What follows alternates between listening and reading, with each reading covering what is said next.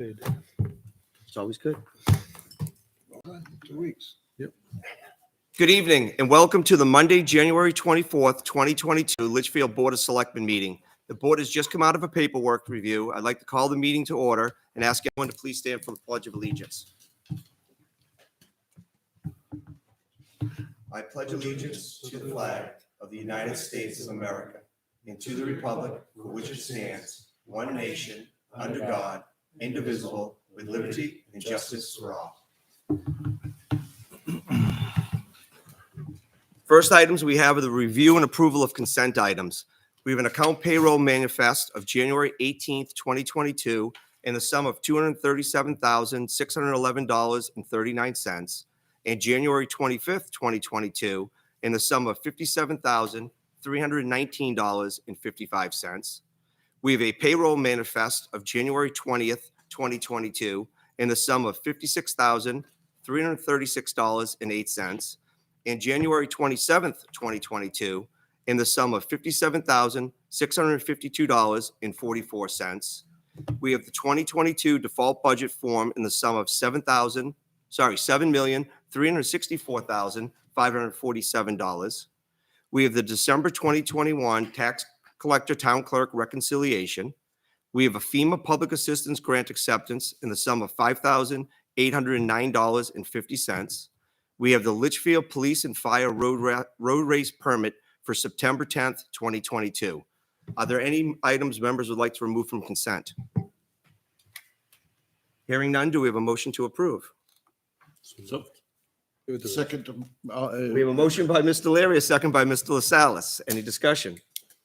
All those in favor, Mr. Larry. Aye. Mr. LaSalle's. Aye. Mr. Lynch. Aye. Ms. Queenan. Aye. I am also an aye. Motion carries 5-0. Is there any other business members would like to add this evening? Hearing none. Public input will occur no earlier than 6:45 p.m. this evening. First item of business is the approval of the January 10th, 2022 minutes. Did everybody have a chance to review? And are there any comments or clarifications? Move to approve. We have a motion by Mr. Larry, I'll second it. second by Mr. Lynch. Any discussion? All those in favor, Mr. Larry, Aye. Mr. LaSalle's, Mr. Lynch, Aye. Ms. Queenan, Aye. and I will abstain. Motion carries 4-0. Next item of business is the 2022 warrant article votes. Mr. Brown. Okay, so it's good this evening. We have all 5 members here because got a couple of articles that we wanted to actually take a vote on and consider a revote. The first one, the operating budget, we are on record of supporting 4-0-0. So, you know, the board typically likes to have a 5-0-0 support.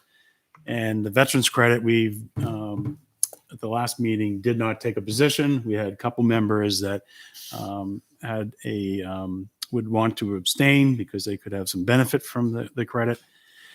So we'll be talking about those, but I thought it'd be easiest if we just start off this evening talking about the location of deliberative session, whether it's going to be in the auditorium or gymnasium. We've had some discussion over the last few months.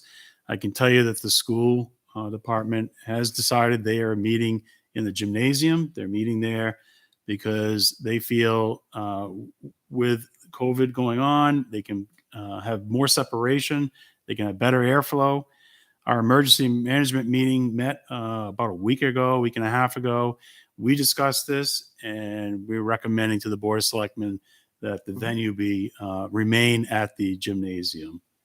So, but I know about 2 months ago when we were, you know, just having preliminary discussions about the upcoming deliberative session, there was no decision made by the board. There was some discussion about both locations. So we need to decide this evening where you want to hold it. Our LCTV staff have indicated that they can work with us either location.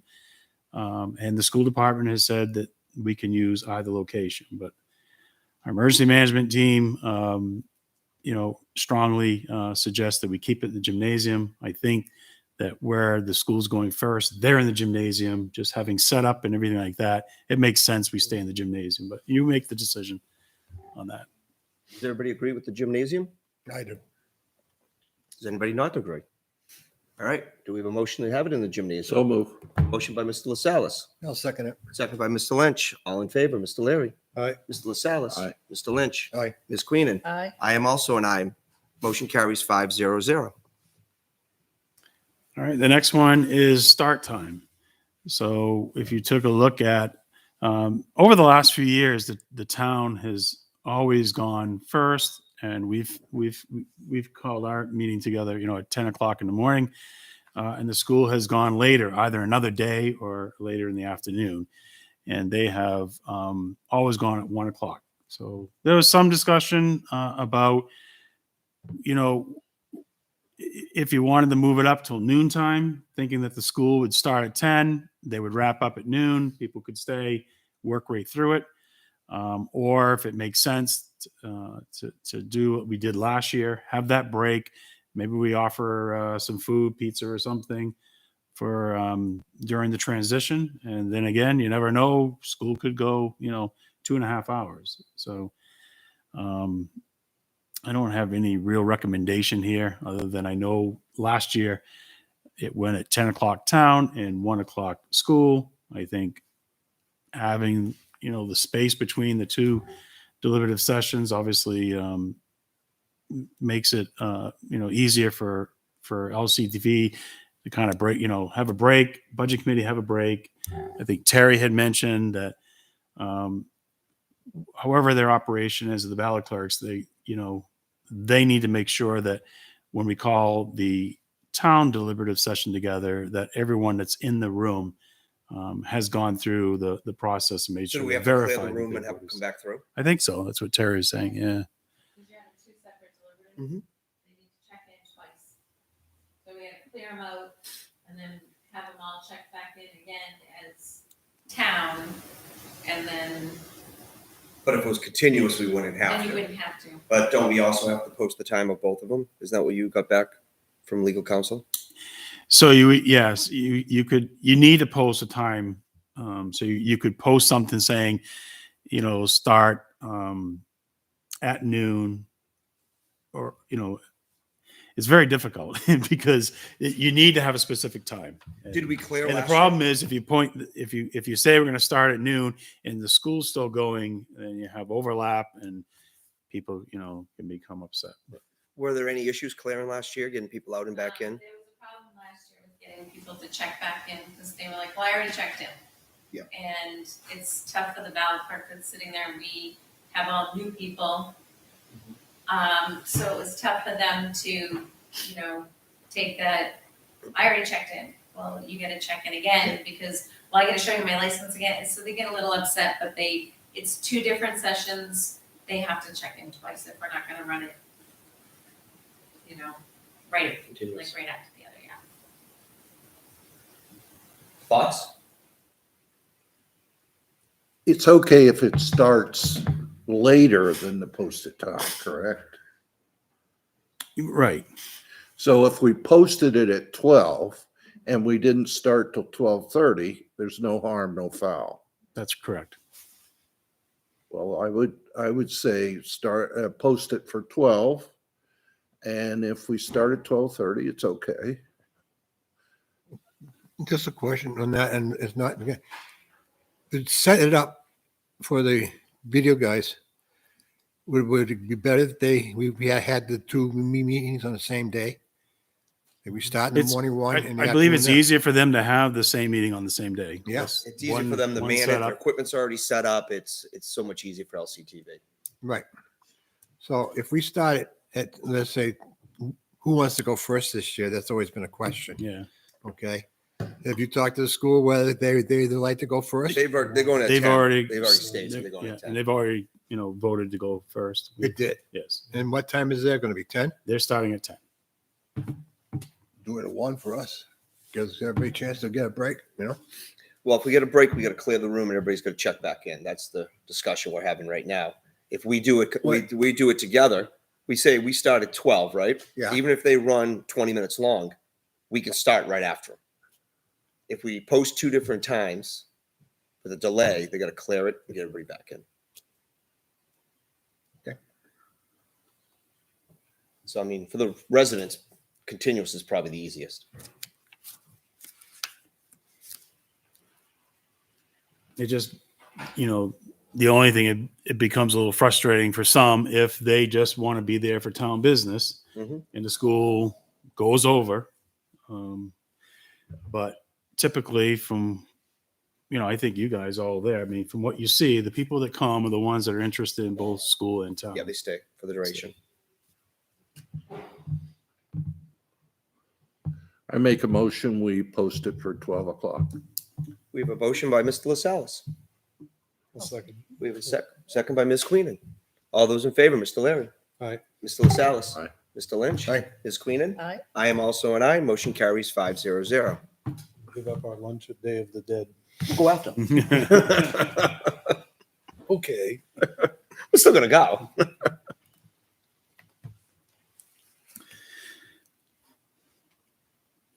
All right. Mr. Okay, President. so we've renumbered the articles based on our assumption that after the planning board holds their public hearing, that they will, you won't eliminate an article. So as of right now, the operating budget is article number 8. It is in the amount of $7,413,037 with a tax impact of 9 cents. The default budget, $7,364,547. Do we have a motion to approve the operating budget as stated? So, but do we have to make a motion to revote this first? I don't know. I guess it's technically Yeah, we could. Yeah, because I know. Do we have a motion to revote it? So moved. We have a motion by Mr. Larry, Second. second by Ms. Queenan. All in favor, Mr. Larry? Aye. Mr. LaSalle's? Aye. Mr. Lynch? Aye. Ms. Queenan? Aye. I am also an aye. Motion carries 500 to revote Article 8 operating budget. Do we have a motion to approve the operating budget as written? Just a question. I've seen it in the past where the budget committee rep makes the motion. Have you done that or? It's customary. Yeah. So who'd like to make the motion? No. So moved. Motion by Mr. Larry, Second? second by Mr. LaSalle's. All in favor, Mr. Larry? Aye. Mr. LaSalle's? Aye. Mr. Lynch? Aye. Ms. Queenan? Aye. I am also an aye. Motion carries 500. So Article 8, if it stays at number 8, the operating budget, it's supported by the Board of Selectmen, 500, and the Budget Committee, 900. All the other articles, except for our petition for the veterans credit, it's down here at the bottom, by petition, that is Article number 20, by petition to see if the town will vote to increase the veterans tax credit and the all veterans tax credit from $500 to $750 per year. And the Budget Committee will not take action on this because it is not raising and appropriating any funds. It is just requires the Board of Selectmen to make a recommendation. Do we have a motion to accept Article 20 by petition? Make a motion to We have a motion by Ms. Queenan, I'll second it. second by Mr. Lynch. All in favor, Mr. Larry? Abstain. Mr. LaSalle's? Abstain. Mr. Lynch?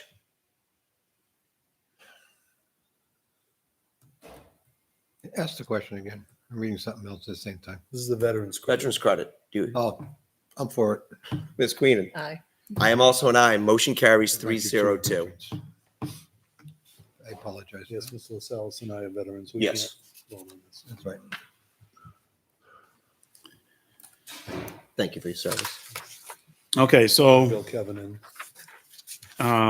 we will be working on waiting for the planning board to take their action Wednesday night, working with the Department of Revenue Administration, and there's a budget form that the Budget Committee and the Board of Selectmen both will need to sign. So we are hopeful that we will have that printed out Thursday.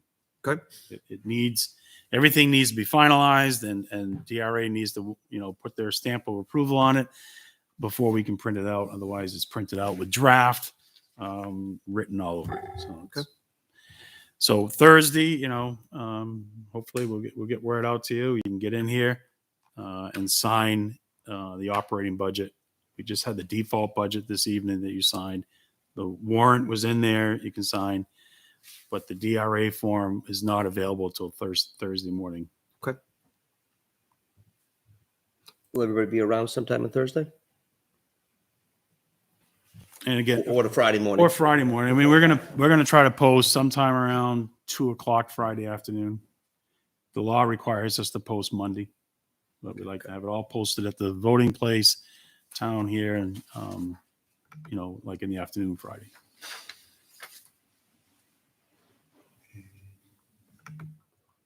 Steve, come. Do we want to go through assignments? Yes.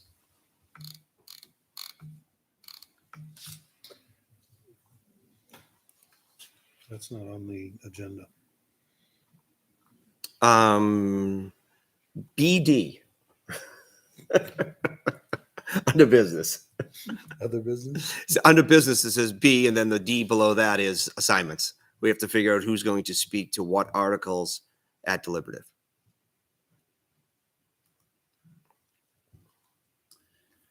Article 1's usually, just taken care of. Yeah. 2, 3, 4, 5, 6, and 7 will be by the planning board. Number 8 is the operating budget, which is taken care of by the budget committee. Number 9 is health and human services. I guess I'll take that one. So I've done it for the last 4 years, I think. Full-time highway position. I'll take that. If you I'll take Road that. Agent Brown, you want to take it, or No. Kevin? Or I'll take that. Kevin's going to? Okay. Full-time school resource police officer. Captain Scotty. Okay. Okay. I'll go up with him if he wants, if he needs any help. Part-time clerk position. Yep. Would you like to speak to that? If you'd like to. If not, we can handle it. It's up to you. I'll do that. I'll jump in. Oh, thank you. All right. Bob has it. Fire engine lease purchase. Chief, you guys got that one? Okay, perfect. Thank you. Next is property revaluation expendable trust fund. You want me to do that one? No, you don't like that. Boring or something? Kim, you want to do number 14? I guess. Am I walking into a trap here? No, it's just Avatar. No. Sure. Bob has a love-hate relationship with him. You had the easy one last year. Oh, yeah. Remember, yours went on forever. Technology and communication expendable trust fund. John, He's gonna be the assistant moderator, so I can talk. To Okay, him. you'll do that. Fire vehicle and equipment repair expendable trust fund. Police gonna take care of that one. Is that The police gonna take care of that one. police want to take care of fire? It's like, I have a typo here. You do. Okay, Sold. Move to adjourn. So which one of us is going to get Article 16? Well, written as now 16. Fire vehicle and equipment repair expendable trust.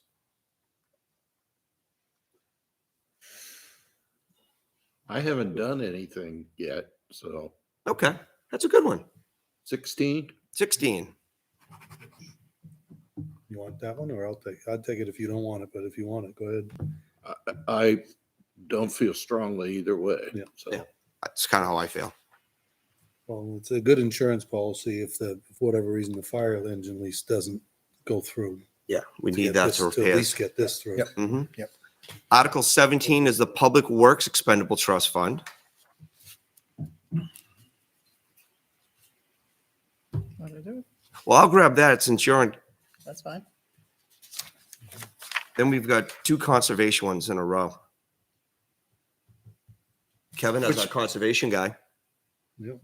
because you got the conservation fund cap, right? And then we also have the farmland capital reserve. Yep. And they're both tied back in. Yep. Put my name on it. Conservation, and Kevin is our conservation rep. You want? You can have it. I can volunteer for 19. I think the cap 18 just basically, Okay. pretty straightforward. You wanna do 19 can 19? get a little complicated. Okay, well, you do 19. And then 20, Bobby will do himself. So who was, when Rich and Bob were talking about the fire vehicle equipment? Rich? Yeah, okay. Did you get all that, Troy? Yep. Because I didn't write down any of it. Matt takes it anyhow. All right, good. And it's on YouTube. Okay, So I'll be working on some of the PowerPoint slides and sharing them with you, and we'll go through them, and they're pretty good. They're all straightforward articles this year. So yeah, doesn't seem too bad. Next, we have the moderator and town clerk meeting. Can I ask one question? Of on the course. Last one. For Article 14, which I'm doing, there was a 4-1-0 vote here. I'll look that up to see. who That voted Bob no. is your one, so you can Oh, talk to okay. Bob. I gotcha. All right. Thank you. We'll talk offline. I'll just make So sure it I looks like know. we're going to have the assistant moderator help us this evening, along with the town clerk. I'm not sure. Come on up, John. Steve was. I thought Steve was coming. He is. Well, I mean, Supposed to So I be. just have a question on deliberative. See how this says, Full transparency. I haven't talked. normally we have deliberative. Make it right up as you after go. sign-ups. Yeah. So it would have been this Saturday. So if it snows on the 6th, we have to have it. You can't postpone. You know that? This Saturday is the first Saturday for deliberative. Next Saturday is the last Saturday.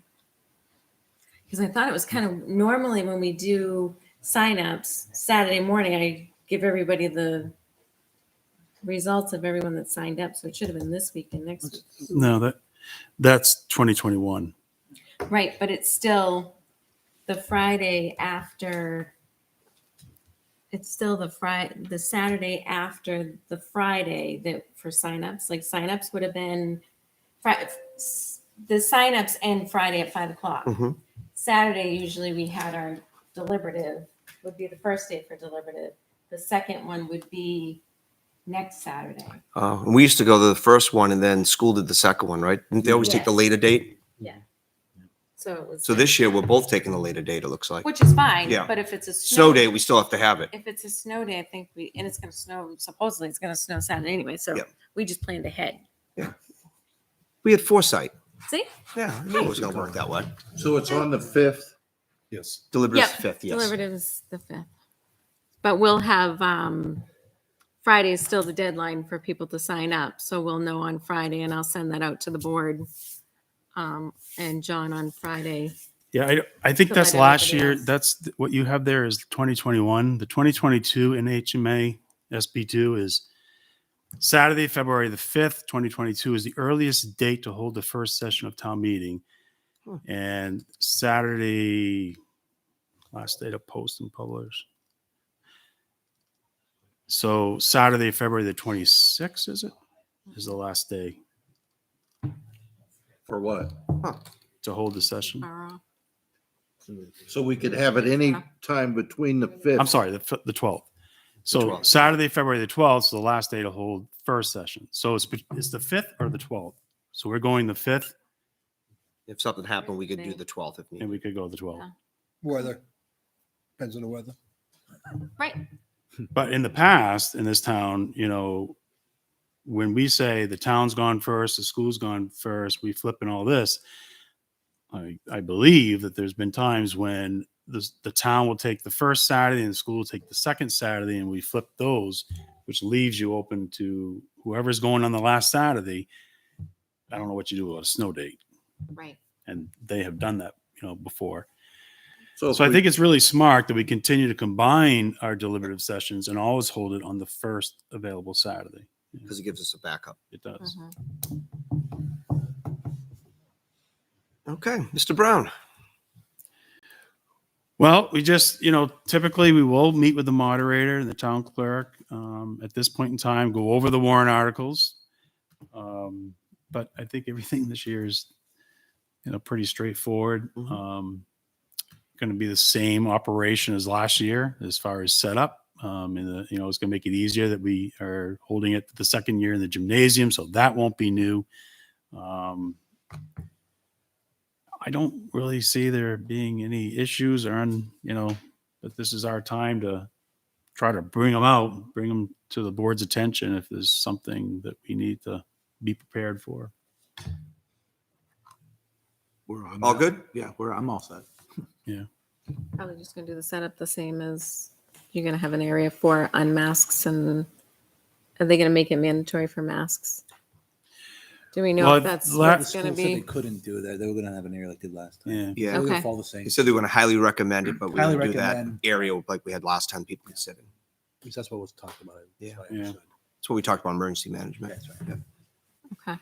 No, because again, I mean, if we do make it mandatory, do we have to supply the masks? Because we don't, unless the fire department has them, we don't have the mask to supply to Chief's everybody. saying, he's giving us the shake of the Do you head have that some? yes, he has them. Okay, so we'll have them just in case, and then I'll get the other stuff all together out of the trailer Okay. and have that ready, and I think we'll be good. We have sanitizer, we have all that stuff, Oh, so. we have plenty of hand sanitizer. Yes, we do. We're not requiring masks, correct? I believe the school the highly school- highly recommends them when you go onto their property. They recommend they're not gonna force. it. Correct. They can't enforce it. When I go there, I don't wear masks. So, So is that the rule? I believe they The highly public- When we recommend. went When I to a went, public hearing, everyone was wearing a mask, so I didn't know if that was just mandatory in the building. Can they do that? the signage or- I saw the other day was highly recommended. I think it said on it, Door. on the door. 'cause Highly I was at the recommended. gymnasium at They said LMS. it Had to wear a mask. Oh, okay. When we went the other night. I mean, Said you had to? It said you have to. prior to the break, masks were not required in school. After the break, it seemed like they were requiring it, probably Okay. because of the 2 week. Okay, burn yep. period. Oh, But I think what I heard the meaning was they're not going to force. They're going to highly recommend, like you said, and people are going to wear it if they're comfortable. They're not. Well, I think it was by law they can't enforce it. because it was a Right. political thing. Yeah, Yes. Right, because it's an election, it's the selectmen's So thing, not the schools. just put up a sign saying it's recommended. Have them for people who want, and people who want to sit in an unmasked area will have a spot for them. Sounds good. mm, And we're all set for broadcast too. There's a meeting on Friday to coordinate any of the logistics, but it's TV. all set to go. Good. So that's been no problem. I think it worked out well last year. I think we just keep communicating back and forth and right up to this day, but we have legal counsel lined up, so it will Do we not have be, Laura this it year, won't or- be Laura this year, but it'll be another, Joe Driscoll, I think it is He from sat there. last year He with us. sat one year. Should be good to go. Good. Try to get things posted. Right. Yeah. And if the moderator needs to know anything about the warrants, he can watch the meetings. I'm sure he'll be up to speed. I'm sure he will be too. Hey, anybody have any questions or comments? All right. I have access to all that anyway, right? You shared that with me. Yeah. So that I can just copy it from my notes, Yeah. and then after deliberative, anything changes, I'll send everything over to you to proof, and then we'll do ballots. Yeah, it's on the public town meeting page too. It's a link to the public document. So. Good. Which I think is the live. But just configuration. don't cut and paste anything right yet. Don't- Right. you No, know, we don't want to do because anything yet. Things are changing always last second. Exactly. So, all right. Okay. Thank you very much. Thank you for joining. Did I have a choice? No, you got pulled in. That's what happens when you wander the building. All right, next we have unmarked town vehicles. Mr. Brown. One thing, while they're still here, is we are aware that the fire chief will be. I don't know, Frank, if you actually want to talk about that now with the board, and we have Terry here and everything. That we'll be making a motion, or there'll be a discussion about amending the fire engine warrant article. We have a guaranteed price proposal right now at $680,000. We can't really adjust that on the warrant article right now. Budget committee's already held their public hearing, so we'll have to address that At at the deliberative, and someone will need to make a motion to amend. So Yeah. typically when we do that, we'll have two of the Mhm. selectmen plan to do that. Definitely. So that way Terry and the moderator will be aware that that's going to occur. And then we're going to have to hold a public meeting at the end to vote on it. And then I'll post an agenda at the end of the meeting. We'll have to vote on it. That's Okay. right.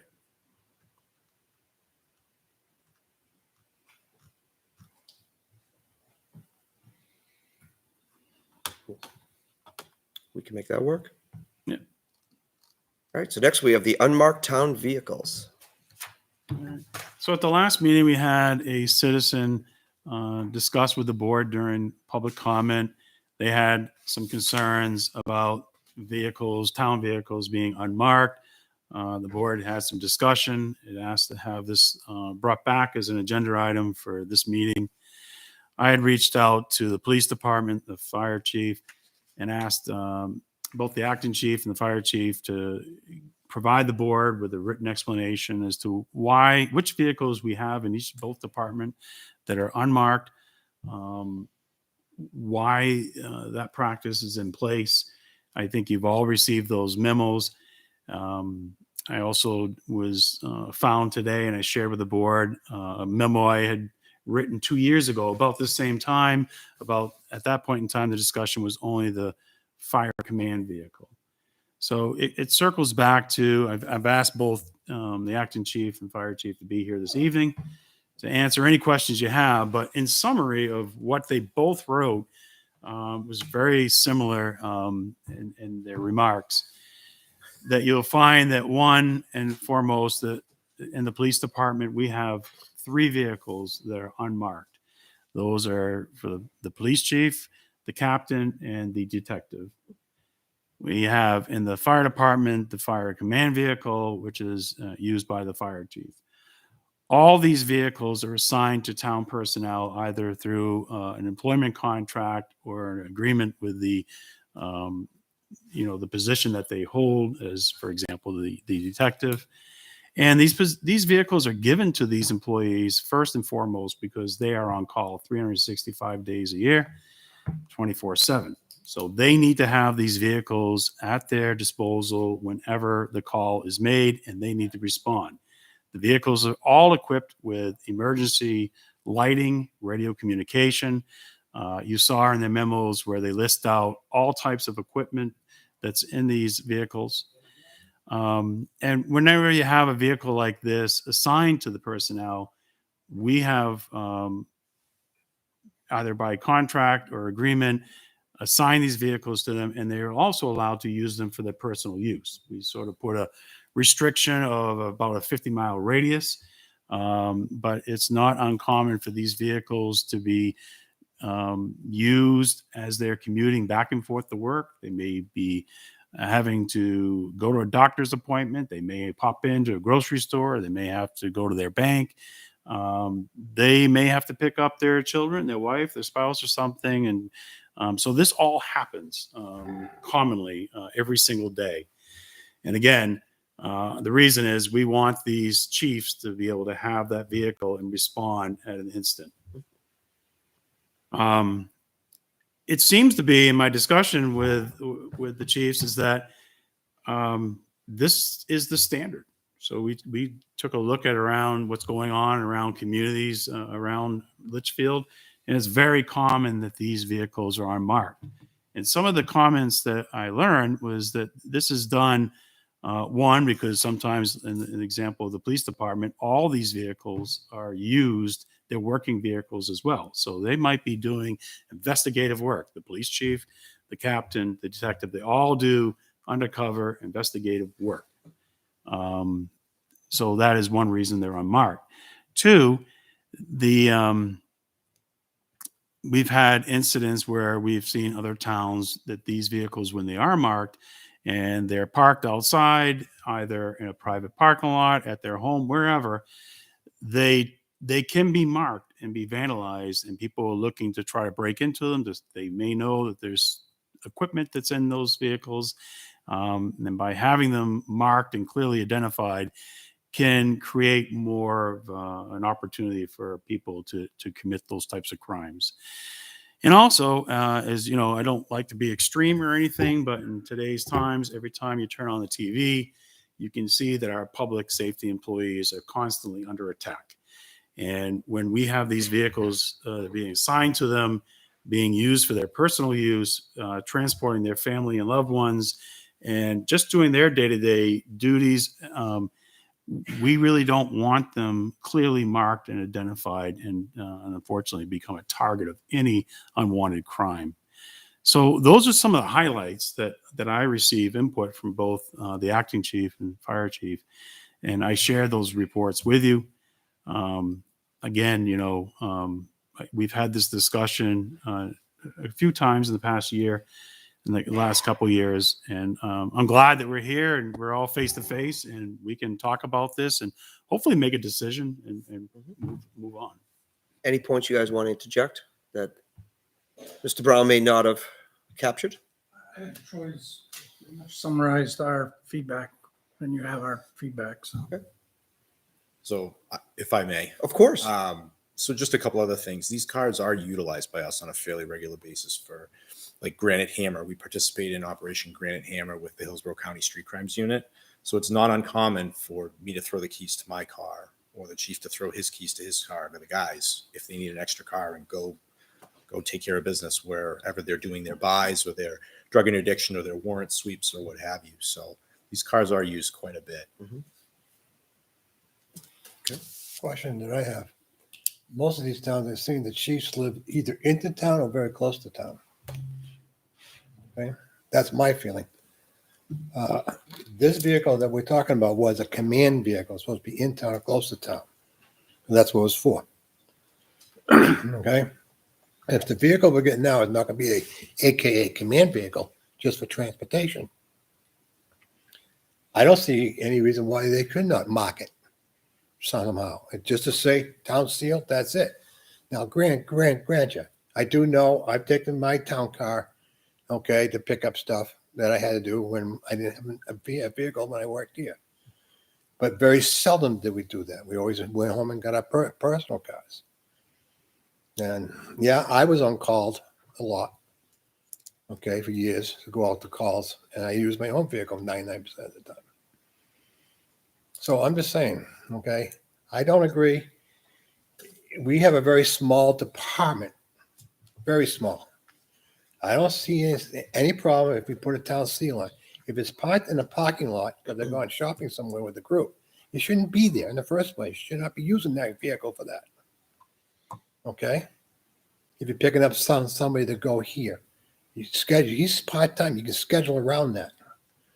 Or he can take it and change his hours. That's how I feel about it. I think the car should be marked. But just But it's not a command understand that vehicle now.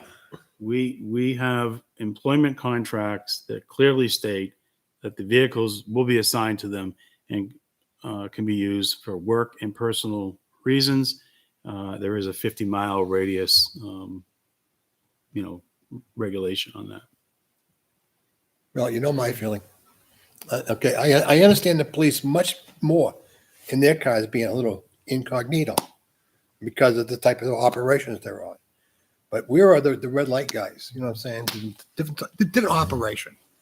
Now, I just read, in reading this, I hear the state fire marshal doesn't mark their cars now. They always used to. Now they don't. Things are changing up there. Okay, things are changing. You got my point of view. Mhm. That's all. Do we have any other input?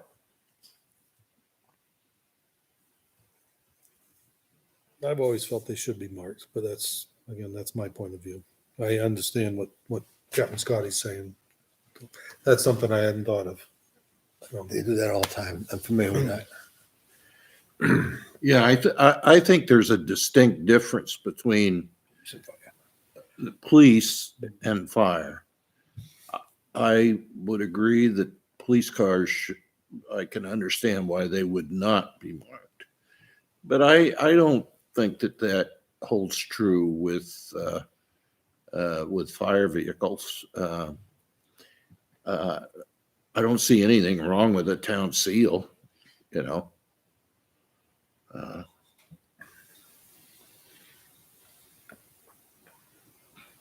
It's my feeling.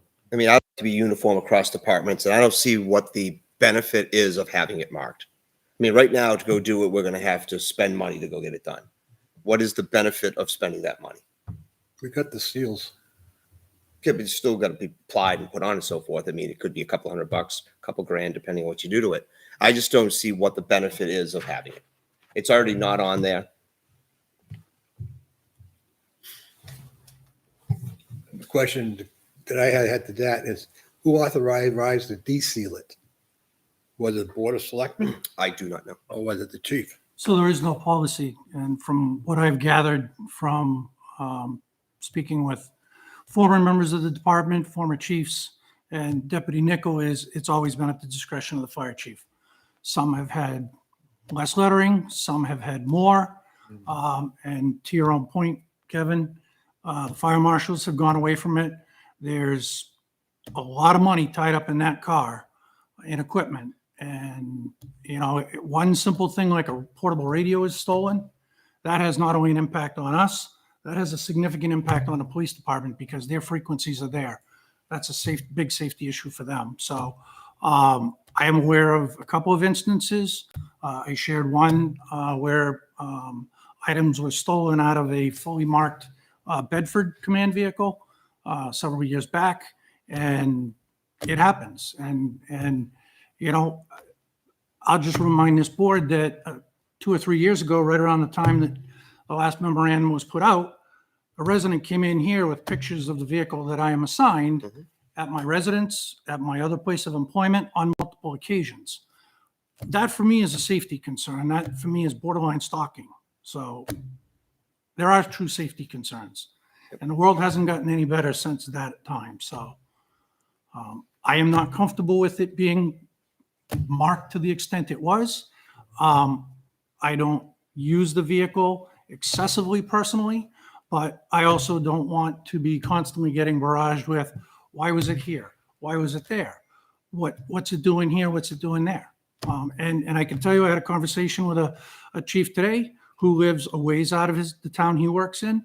And that's why, 2 of them actually, and that's why their vehicles are not marked, because they're not comfortable coming through multiple towns and advertising that, you know, they're going through that town. So it's a cost, it's an expense that I just have a hard time justifying. It makes no operational difference to the vehicle. This vehicle will be the same as the other vehicle? All marked up as a command vehicle? Or do we have the other vehicle here, command, that we're at the person in charge, you know, the officer in charge the night that you're not here? I'm sorry, I'm not following the question. Is this vehicle going to be the only command vehicle? This is replacing the current command vehicle. Okay. Do you have an existing truck that you're setting up now as a command vehicle as well? For the officer on call? The on-call officer has the ability to use the utility, which is the pickup that we've had for 3 years. That does have limited command capabilities, but it's not designed to, you know, to be the same as the current command vehicle that the town has had since 2007.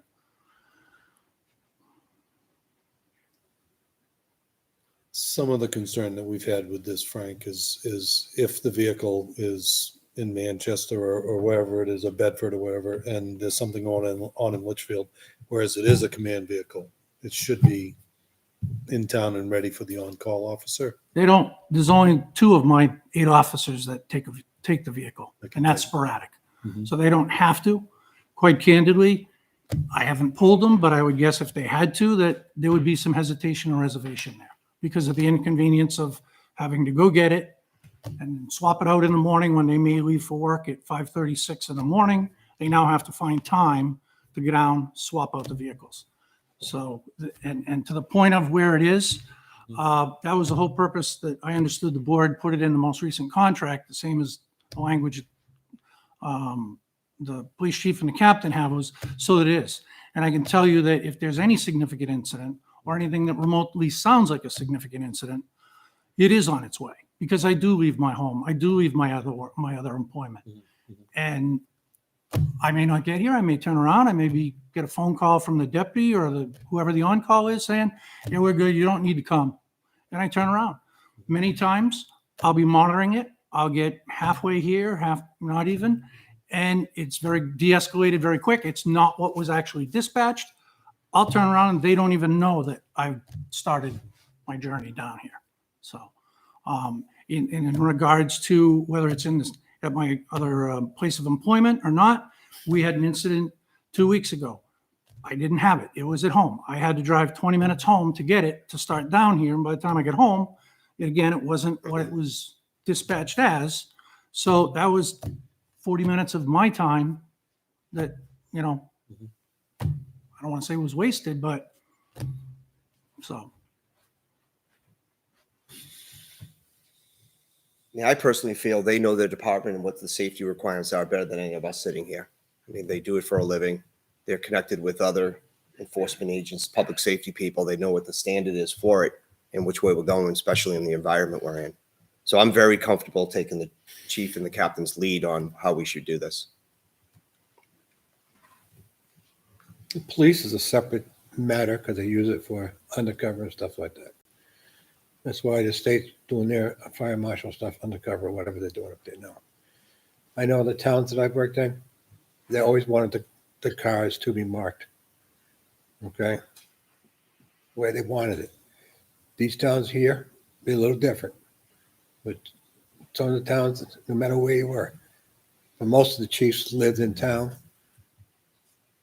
or with close proximity to the town within 15 minutes or less, okay? So that's how I feel about it.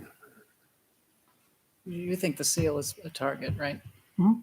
And you have medical equipment in there. I don't know if There's- there's drugs in there, but you have medical equipment in there that's There- expensive to replace. Narcan, I mean, they're not to the extent that our rescue carries and so forth, but, I mean, to just running numbers quick in my head, we're looking between $40,000 and $50,000 worth of equipment, equal to the value of the vehicle. That, again, depends on what it is, what the collateral damage could be, i.e. a portable radio. I mean, an automatic external defibrillator gets stolen, not as critical as a portable radio or something of that nature. Somebody breaking a windshield to get a, car Mhm. radio. Mhm. You don't want attention brought to that Mhm. vehicle. That's exactly. Can you, and please ignore if I'm being ignorant here, but sometimes I see vehicles where you can see that it says Litchfield or it's like black on black, like you really can't see it. Black Is that and what we gray. have? It's Are you talking subdued. about completely nothing saying Litchfield, or are you saying a little bit of a, No, they don't Cute. have anything. it's completely, It just looks like a regular Okay. car. Those are just, and those are undercover. That's when they first come, they used those cars for undercover stuff. so we have two issues here. One of it's unmarked or marked, and one is, Selectman Lynch is saying is whether the command vehicle should be here. But this is about marked or unmarked, right? Correct. That's it. If I can, I mean, for 9 years, I've had use of that vehicle and it's never been an issue. At least it's been brought to my attention. And I don't think you'd find a member of my staff that's, I can tell you there was one fire I wasn't at because I had hurt my knee earlier that day. And I was on the phone for pretty much the duration of the fire with the deputy. So while I wasn't physically there, I was there in spirit and so forth. So, and if I go on vacation as indicated, I leave the vehicle for him. So. Chief, you mentioned that there could be as much as $40,000 worth of equipment in your car, right? How do you justify that car with all that equipment leaving town? Because it seems to me with all that equipment, it needs to be here in town so it can be used. I mean, it would be one thing if you just had a regular vehicle and you drove it. But with all that equipment in there, medical equipment, emergency equipment, and so forth, it seems to me that that should be here in town so it could be utilized. When I've left it, if the deputy didn't take it, the vehicle stayed here. stayed at the station. The personnel coming in, their primary responsibility is to get on apparatus, staff apparatus. So unless at that point I come here to get it, and if that means is I go past an incident in the north end of town to come here to get it, that just further delays the ability. So nobody Again- else would use it? Not typically, no. The Want to deputy give a has brief use of it. overview again, Frank, of what the actual command vehicle does, what it has on it? So the command vehicle has the ability to communicate with multiple radios, hence part of the cost. The radios, both mobile and portable, are not cheap. That's a good lion's share of the equipment that's in the vehicle. It has the ability to track accountability on the fire scene. It has the ability to have a layout. It has reference material for various types of incidents. It has, well-stocked medical, what we would call a first-in bag, medical bag. It has an AED.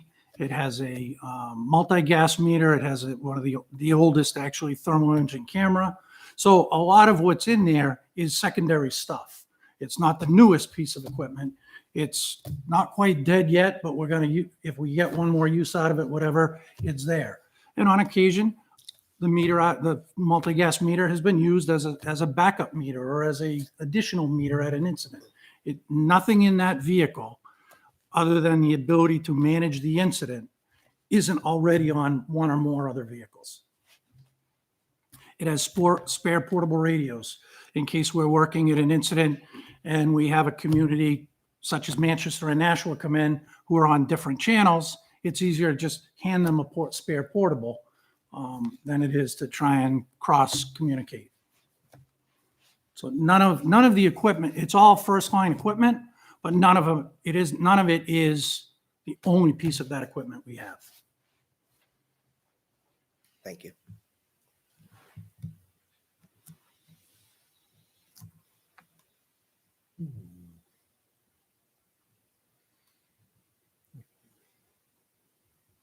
Any other comments or questions? I guess I'd say if putting the seal on the fire chief's car, does it add anything? Does it add anything to the fire department safety or any of that? But the seal won't hurt it. That's my opinion. But we're hearing it can detriment, but are we Right. hearing any, Yeah, but what's the positive side of yeah, it? is there positive? I brought town vehicles home, okay, from Londonderry, with the seals on it. Okay, then no one bothered us. There was radios in them and stuff like that too.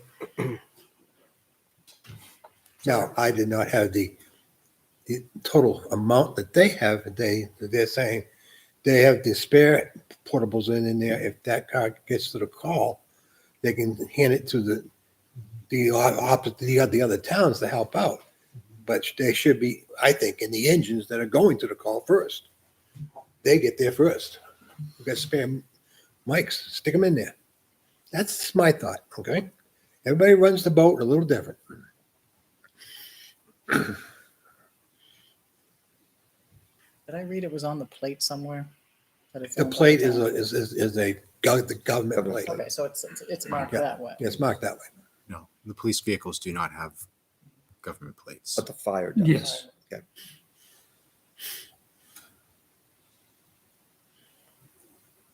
The undercover police vehicles are psychedelic, correct? I wish. I'm not sure you want to answer that. Depends on what's inside. I'm personally comfortable leaving them the way they are now. I can't see any upsize on lettering them. The biggest, I don't have a problem with the marking. I just have a problem with Here. the vehicle leaving town. I can see the chief driving an unmarked vehicle and using it for his commuting and get here and so forth. But to me, if it's a $80,000 vehicle, for when the chief is not at the station and there's a call that comes in, I just feel that it's a waste for that vehicle not to be used because it's a valuable piece of equipment. The deputy or whoever is going to run the command scene until it's taken over by the chief. Isn't there another vehicle that has almost like duplicate equipment on it? Utility has very limited. Basically, it's to manage the first 10 minutes or so. Yep. So. But I guess, Rich, to your point, during the day, the deputy is riding the right front seat of the fire truck. So if I don't come back, that vehicle's not going anywhere. Or if I do come back and I have to go get that vehicle, it's going to delay the time to get there. Because I have to come to the middle of town to potentially go back to the north end, or it could be no delay because I'm going to the south end. Or it could be I got to come in and clear the snow off it because there's no room to put it in the fire station. So again, I'll go back to where just shy of 10 years of me being your fire chief, and this has never been an issue, and I've missed one incident due to a medical issue in those 10 years. One significant incident, I should say.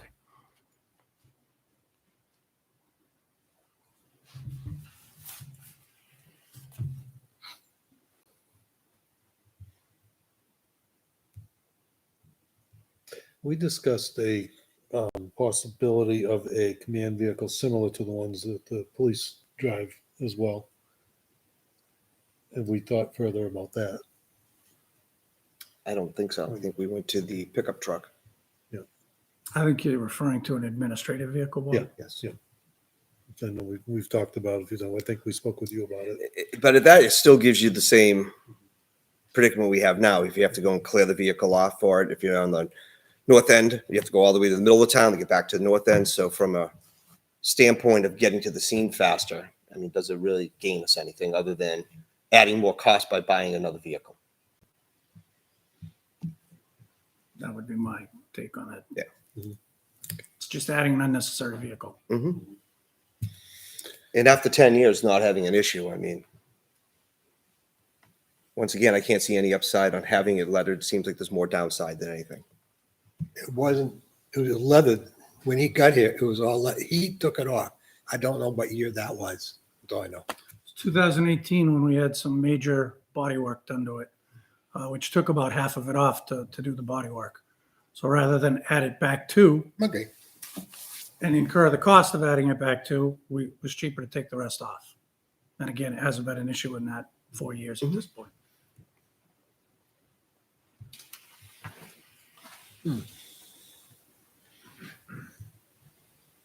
So how do we like to proceed?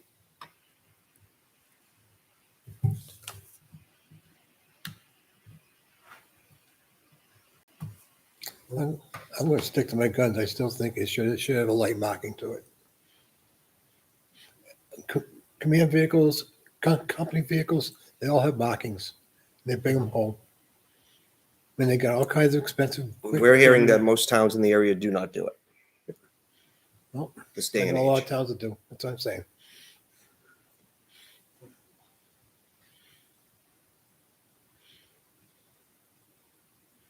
You know my position. Mhm. Okay. I understand Ray Richards too with the equipment here. That's how I feel about it too. But I think that equipment is best with the chief because it sounds like no one's going to touch the vehicle and he's the individual that's going to use it the most.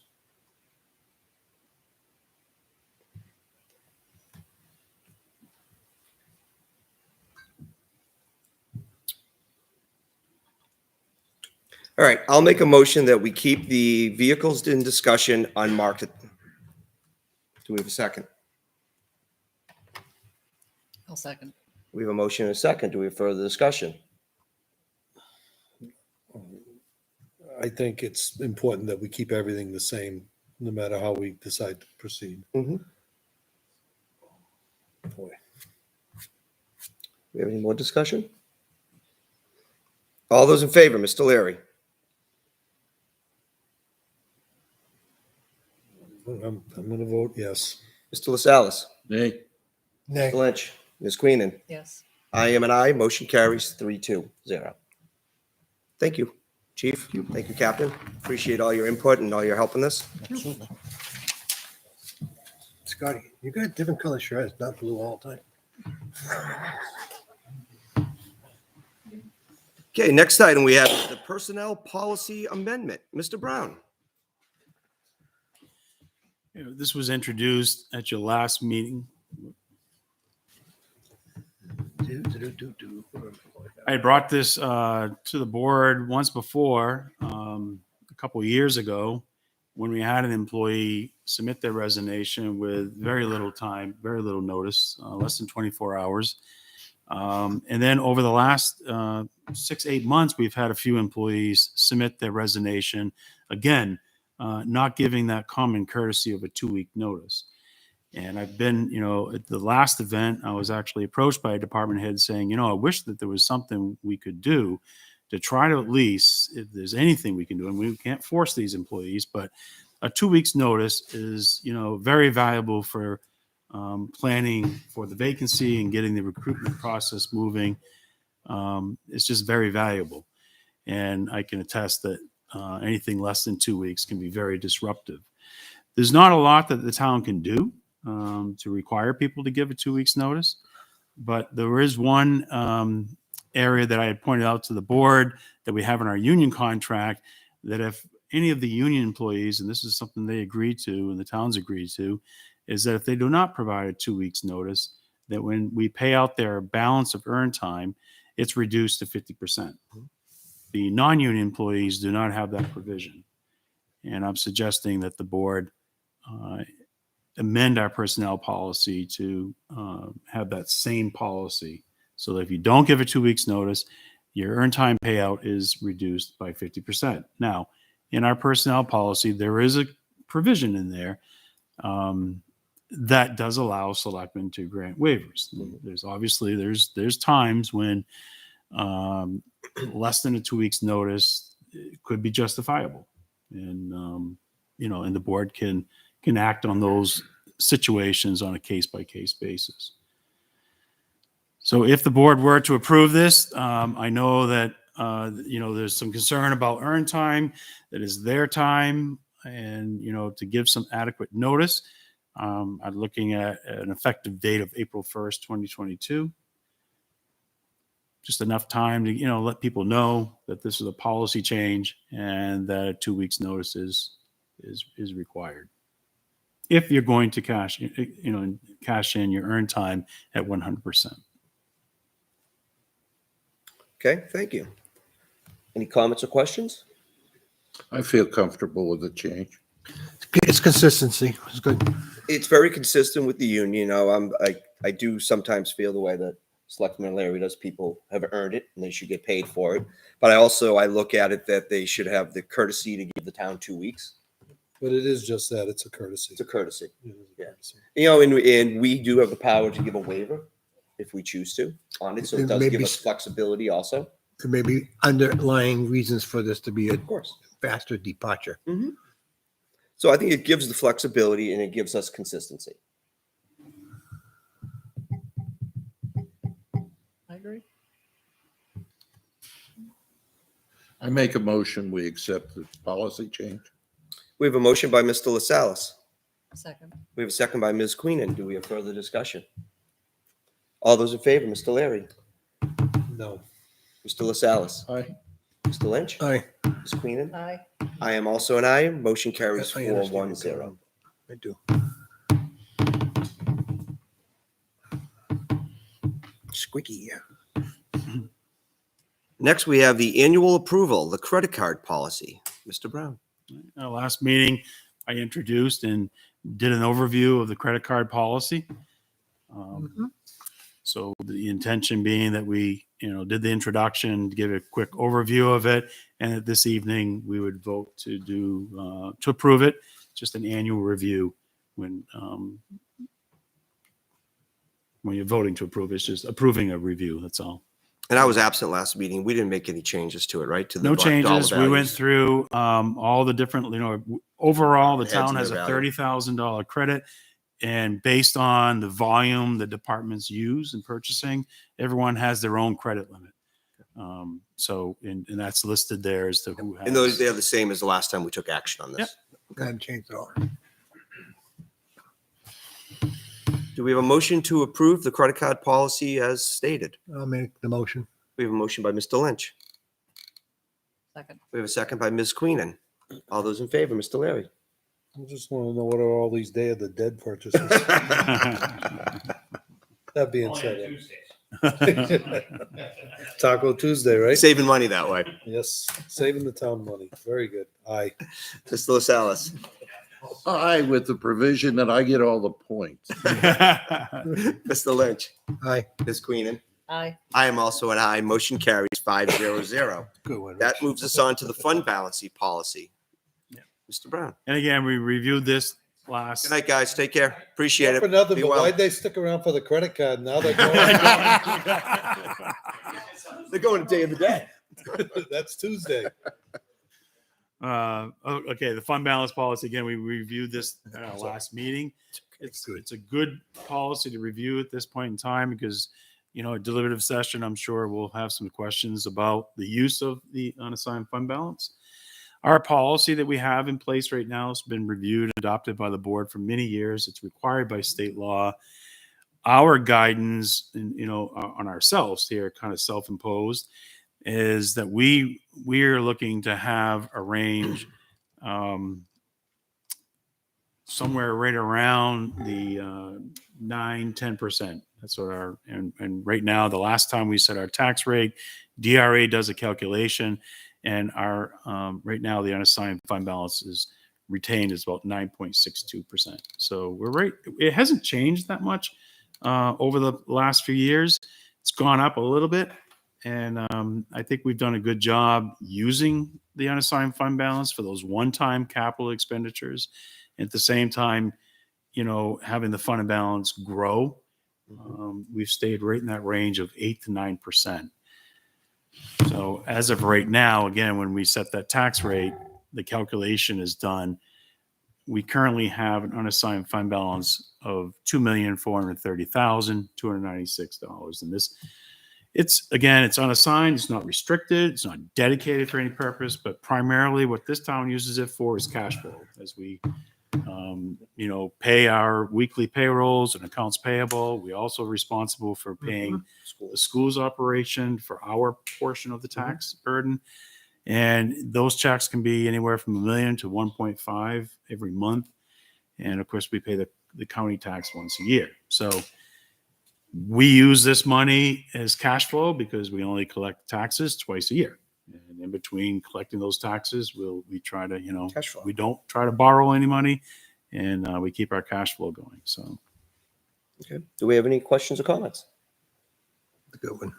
Do we have a motion to approve the town fund balance policy? So move. Motion by Mr. LaSalle's. Second. Second by Mr. Larry. All in favor, Mr. Larry? Aye. Mr. LaSalle's? Aye. Mr. Lynch? Aye. Ms. Queenan? Aye. I am also an aye. Motion carries 5-0. The next we have is the annual review and discussion. First one will be the town seal policy. Mr. Brown. so this will be an introduction. And then our next meeting, I'll be asking the board to vote to approve it. Mhm. So the town seal policy, actually, this is the only town I've worked at that actually had a policy. Reading the policy that the board adopted back in September the 25th, 2012, there's an RSA that requires the board to have or to provide the town clerk with an official seal of the town bearing the town's name, official name, and date of incorporation. So that is the primary purpose of this policy, is to make sure that we have an official seal, has that incorporation date, and that it specifically states who can use the seal and for what purpose. And so in our policy, it lays out very specifically that it can only be used for town business by town officials, departments, boards, and commissions. So it's no other use is permitted. However, the selectmen can grant permitted use. It must be in writing. So if someone, some agency, some individual, whatever, came to you and asked permission to use the town seal, you could vote on that, and that needs to be given in writing. So assume that maybe it's a one-time event. You might put a deadline on that, if it's going to be something that's going to be ongoing. And it's interesting enough that, recently in the last year, we had the veterans group come forward and ask if they could use the town seal and put it on their, I think they were thinking T-shirts and hats. And after the selectmen reviewing the policy and, really looking at it and deciding that if we're going to grant permission for agencies other than town official business, then we would probably need to be prepared to allow any outside organization to use it. And then we start to lose the effectiveness of having that unique identification so that people know that this is official town business only. So really, really good. The town back in 2012 adopted a policy, and I think it's good that we know it's there and we're reviewing it. And I've added this to our annual review so we don't forget about it. Perfect. Thank you. Do we have any questions for Mr. Brown? When Matt Lepore designed the town flag, he incorporated the town seal. I assume that's an acceptable use. I don't know, to be honest with you, I don't know if we gave it in writing, but I know he did come here and was granted permission by the selectmen to use the seal. And then we adopted the flag. And then we adopted, yeah. So in retrospect, that was an acceptable use. Correct. But I think we should have came and asked first before it was done. So that's a good thing about reviewing this policy is that we, now keep it fresh. Did we accept the town flag as an official town flag? Yeah, the warrant article did, yes. Yep. Oh, it did? Yes. Okay. Yep. So we're So all it's set. Good now. Yep. I believe the Historical Society also uses it. I'll double check that they have it in writing because Heidi Miller developed that. And I think that she said she would let the town have it as long as they could also use it. So I'll see if they have it in writing Right. according to this. Yeah, that's right. So if the fire chief wanted to put the town seal on his truck, he could. He could without Bullets, yeah. without any permission. It would be consistent with the policy. I was being facetious. Any other comments or questions concerning the town seal? All right, hearing none. Motion on that? No, we're just an introduction tonight, and then we'll approve it at our next meeting. Next, we're going to discuss the investment policy. Mr. Brown. Investment policy is another policy that's required by state law that the selectmen have in place.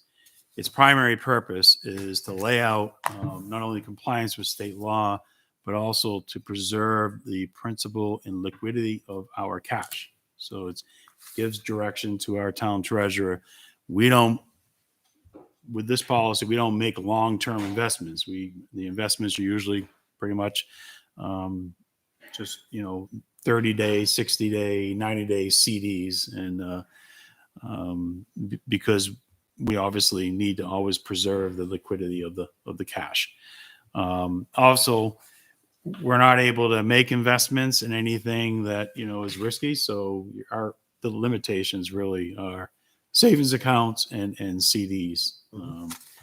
But probably one of the things that happens on an annual basis that this policy triggers is when the treasurer will delegate the deposit authority of town funds.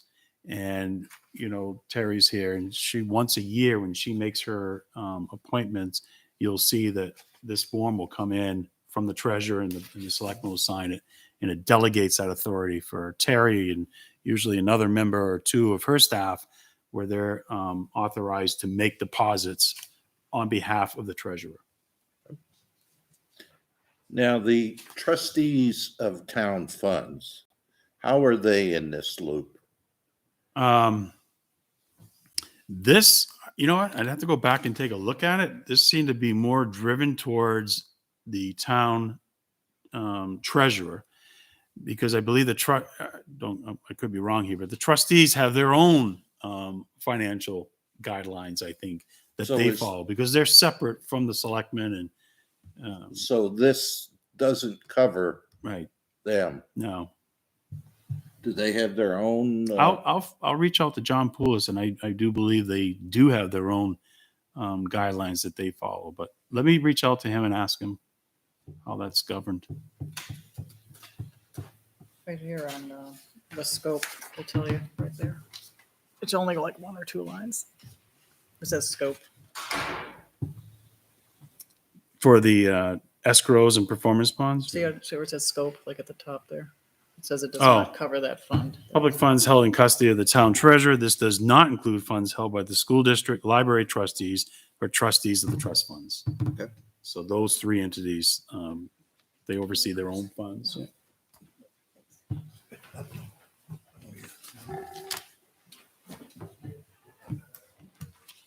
Good question. Okay, are there any other comments or questions? All right, so we'll review that next week. Okay. All right, being that it is 7:45 PM, I'd like to open it for public input. Are there any members of the public that would like to provide input this evening? Seeing none, we will close public input and we will move on to the school impact fees. Mr. Brown. Good recommendation there. Received correspondence from the school district. They were looking, they've come across a couple other problems with their high school.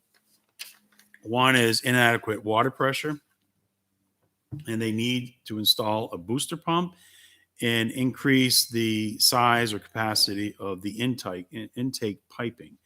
They're estimating that this will cost somewhere between $40,000 to $50,000. At the same time, they're looking at upgrading their lighting throughout the school to new LED fixtures. And I believe they're working with an energy auditing company and trying to tap into some grant funding, but also at the same time use whatever local funds that they can access. And impact fees are a good source for that. So the LED fixture conversion is estimated about $315,000. They're on record back in July asking to use these impact fees funds for HVAC improvements. So at the point in time that we authorized $279,800, it was specifically for HVAC. And this board had a conversation about that and made sure that we made it very clear to the school that it was for HVAC only.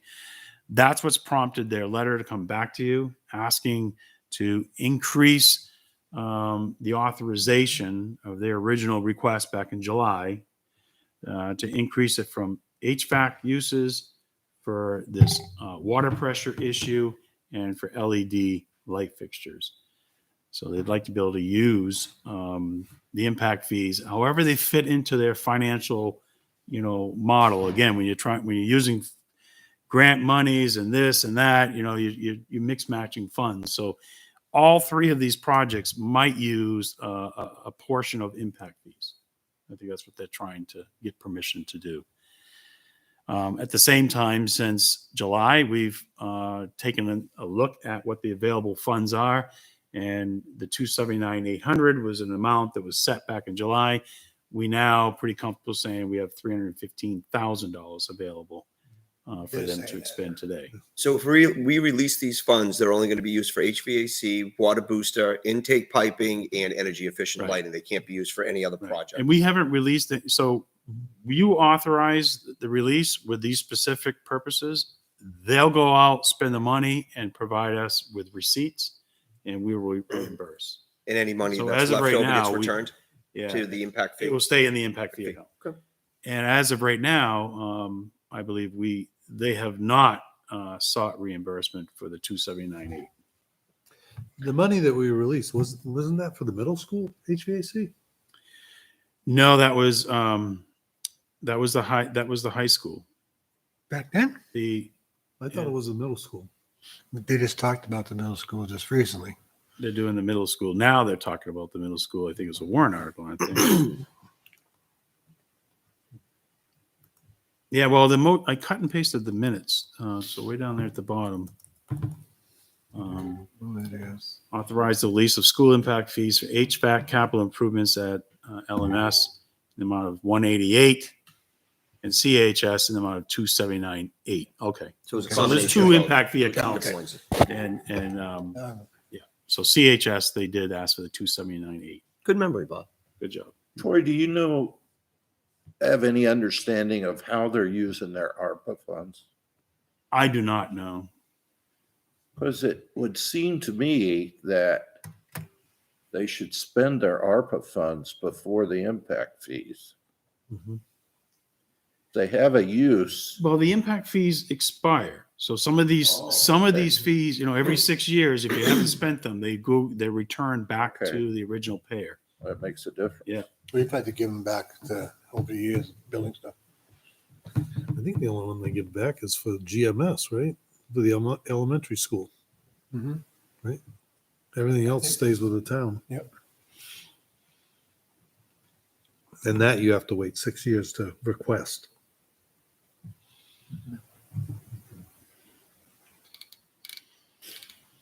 Okay, do we have a motion? I'll make a motion to release the funds. What is it? For, I had a motion here that I thought would work for the auditors and for Karen. And so I would suggest that the board make a motion to expand the authorized July 26, 2021 purpose and amount of high school impact fees from $279,800 for HVAC expenses only to $315,000 for HVAC, water booster pump, intake piping, and energy efficient LED lighting costs. Mhm. I hope that makes it clear. Yeah. Yeah, definitely. So move. Yeah. Motion by Mr. LaSalle's, I'll second it. second by Mr. Lynch. Any further discussion? You gotta fix yeah, it. I would be more in favor of releasing the extra funds to be used exclusively for these other items, because we've already released the other stuff for the original. We've released that and we put stipulations that it's to be used for that only. So I would be more in favor of having this extra money released only for the water pump and the LED lighting and nothing else. If that makes sense to, So you want to change it to we're releasing, this is we're releasing an additional, what, $35,200. $35,200 to be used for For the water booster pump, intake piping, and the LED lighting costs only. Only. only because the HVAC is covered The in the first. HVAC is covered, yes. Okay. Would that suffice for Well, you? I don't think it's going to work. I think the reason the school reached out is that they wanted to increase the dollar amount available and have the flexibility to use all of those funds for HVAC, water booster pump, and LED lighting. However, it fits in their financial, The equation. $35,000 increase, basically. I don't think $35,000 increase just for the booster pump is going to help them. It's not going to help them with the booster pump or the LED lighting. That doesn't do much. No. I think they're trying to look at the whole 315,000 and with the different monies they have, trying to finance it the best they can. The problem that I have with it, and I don't know if anyone's watched any of the budget meetings, is that there's lively discussion about how funds get moved around from here to there and there to here. So by us saying that it can only be used for this, I think that makes them be a little bit more on target and use the funds for So- what they're stipulated for and nothing else. Because a very common discussion and argument within the budget committee is that it's a bottom line budget and they can move the money any way they want. So by putting it specifically to an article, they have to spend it on that Or article to it. or return it. Correct. I don't have a problem releasing it to them. I just want to make sure it's for the It's, specific purpose. you had stated that they're gonna bring back the receipts saying it's stated for that purpose. Yeah, they submit receipts of payments and then we reimburse them.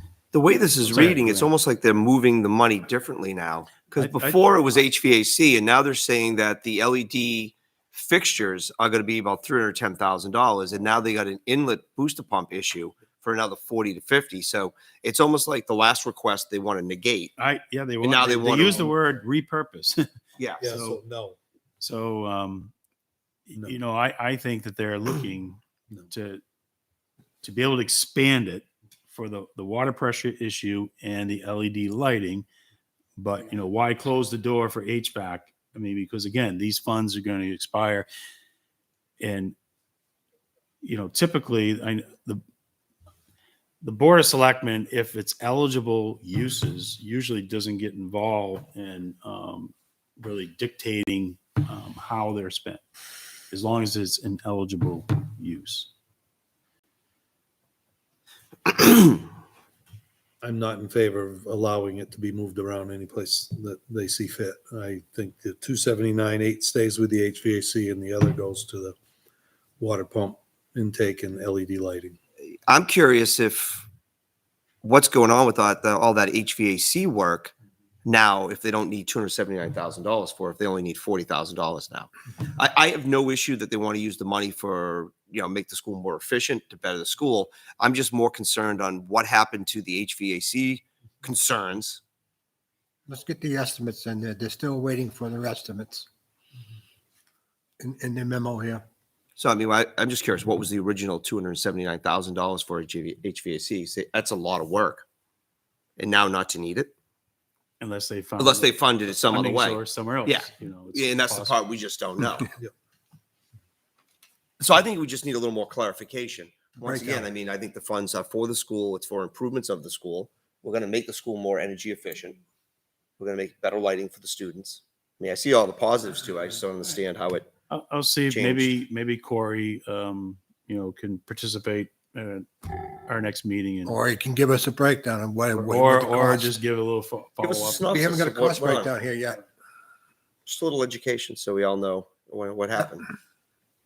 Because as Bob has been mentioned in his budget experiences, If you There are go to folks the out there that portal like and you it. look at that 28th, what is it, July 26th date? Yep. You can see their letter to us asking for that money, For- of for what they were going to use it for. HVAC. Right. It's pretty detailed here. So, yeah, so I don't know why it's changed. So do those improvements not need to be done, or do they find another mechanism for Well, it said LMS was 188,118, them? Mm-hmm. and then CHS was 279,800. and LMS was the worst one. Right.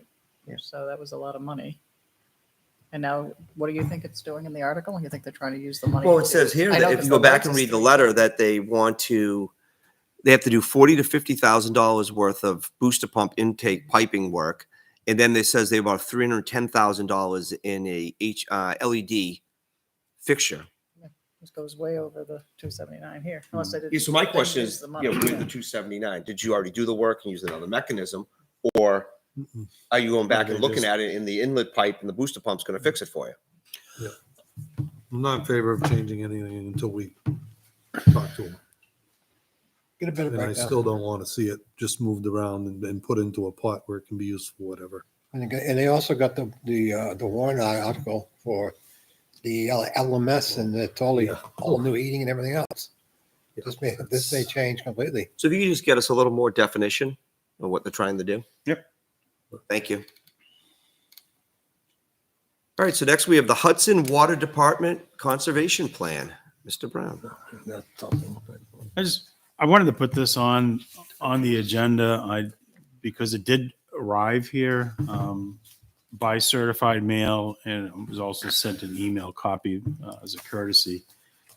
I didn't really understand what the significance of the document was when it came certified. I figured, it's something really important. But I did speak with the Public Works or the town engineer over in Hudson today. And this is a process that they're required to do every 3 years. So they submit this report every 3 years to the state of New Hampshire. They have other reports that they submit on the annual basis. But this report is kind of a summary of an update on where they're at with their assets, their well production, other types of sources of water, and how they're meeting standards set by the federal government, state government. What they've got in place for meters and trying to detect any leak detection.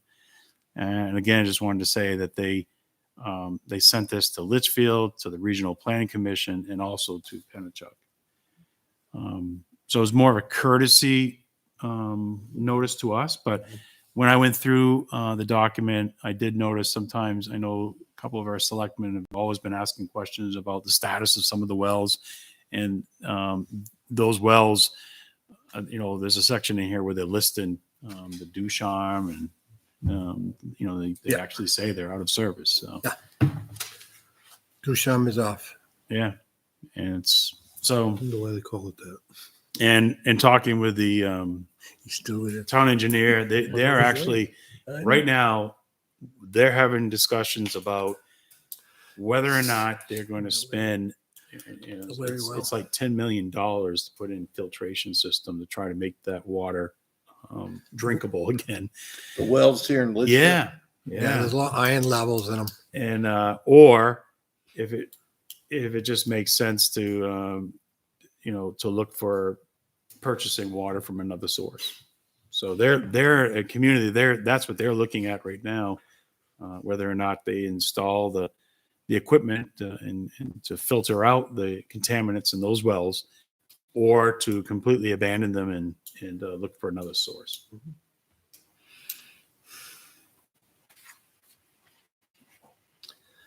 Okay.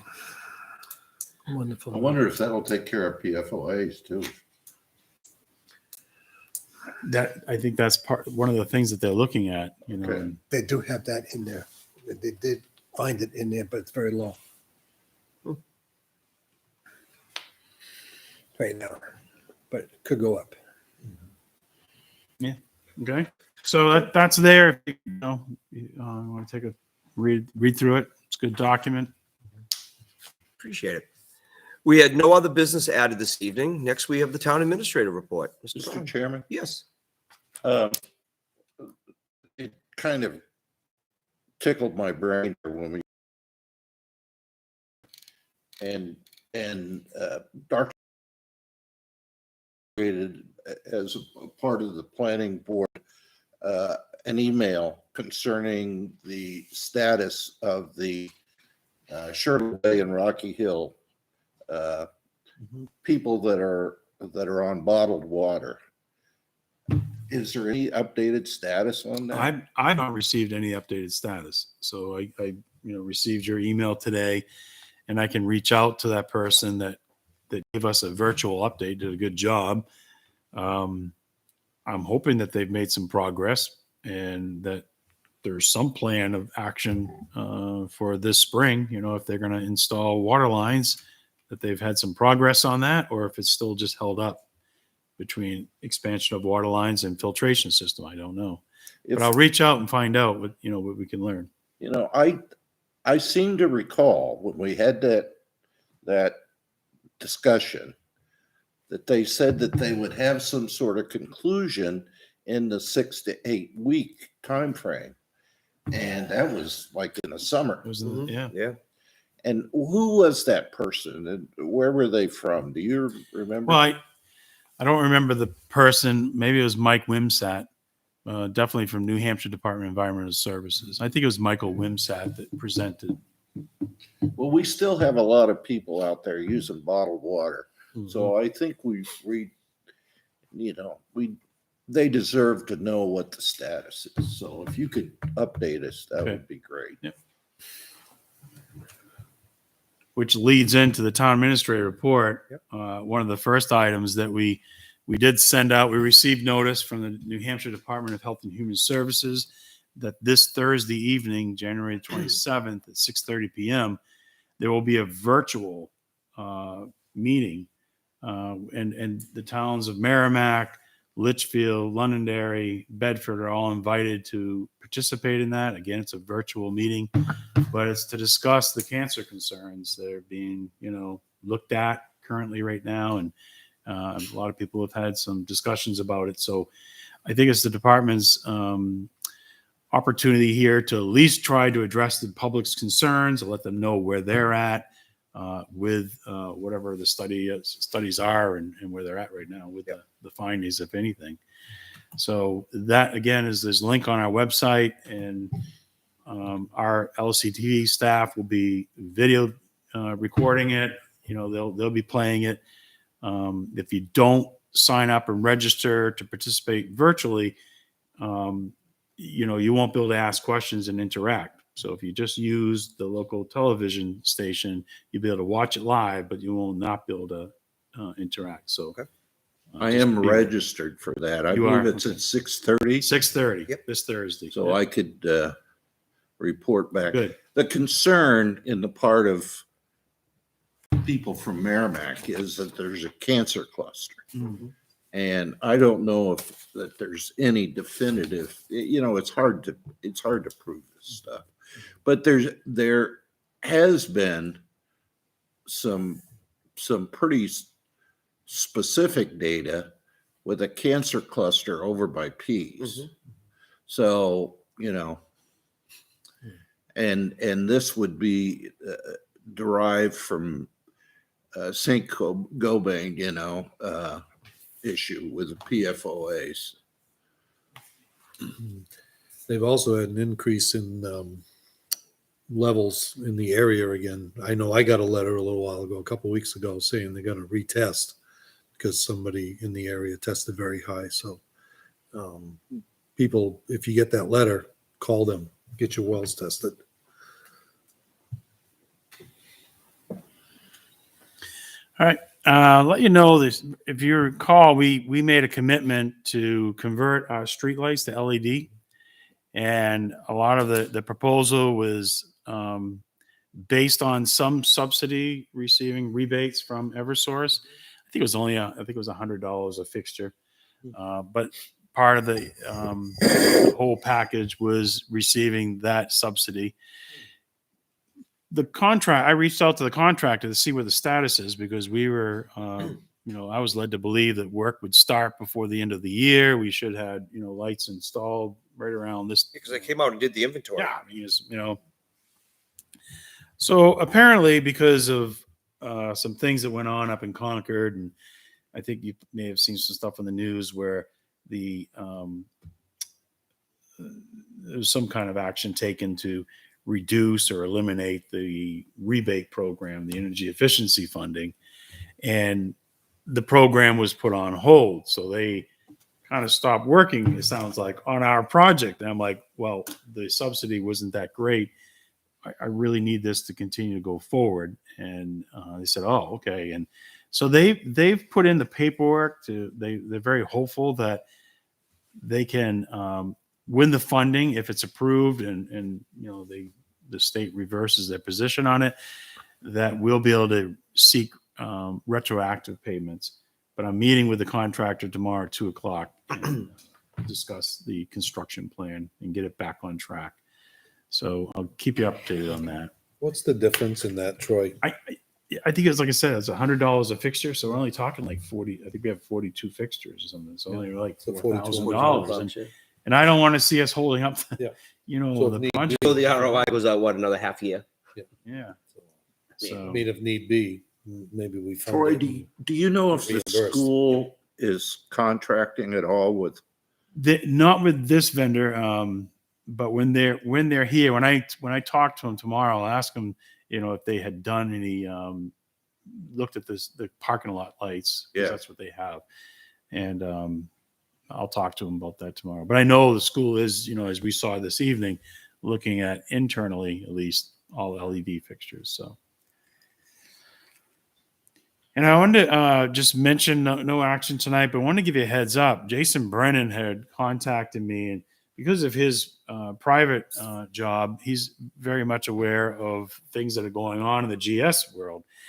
His company works with many different communities, and he learned that the town of Hudson will be doing a flyover this probably right around April, May timeframe this year, and gathering new digital imagery of the community. And I guess the resolution right now is incredible.